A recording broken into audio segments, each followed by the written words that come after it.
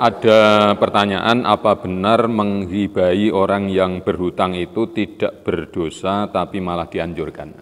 Jadi begini, yang jelas ghibah itu kan haram, tidak boleh. Karena ghibah itu membicarakan kejelekan orang lain sesuai dengan kenyataan apa adanya. Gitu. Walaupun itu diharamkan, tapi pada hal-hal tertentu ghibah itu diperbolehkan. Apabila di dalam ghibah itu ada kebaikan. Misalnya untuk antisipasi agar orang ini tidak menjadi korban kejelekan orang yang dighibahi. Misalnya ada orang itu perbuatannya suka menipu. Ya. Akhirnya kita cerita kejelekan, awas hati-hati kalau ketemu orang ini sukanya menipu.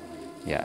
Orang ini sukanya menyakitkan orang lain. Nah, mau tidak mau kan akhirnya kita cerita, menceritakan kejelekan orang lain apa adanya. Lah itu namanya ghibah.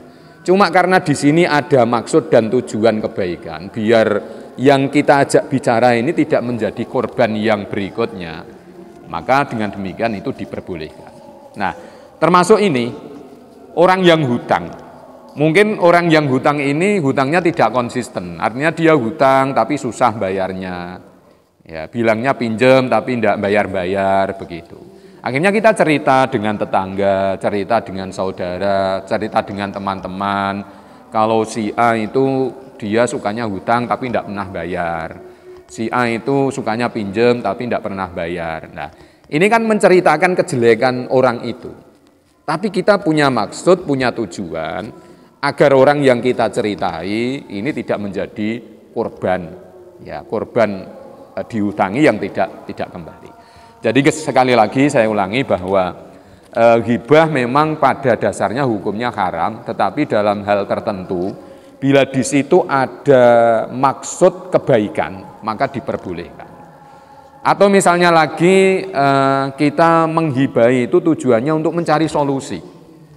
Kita punya problem permasalahan dengan tetangga, dengan saudara, mungkin dengan suaminya, dengan istrinya.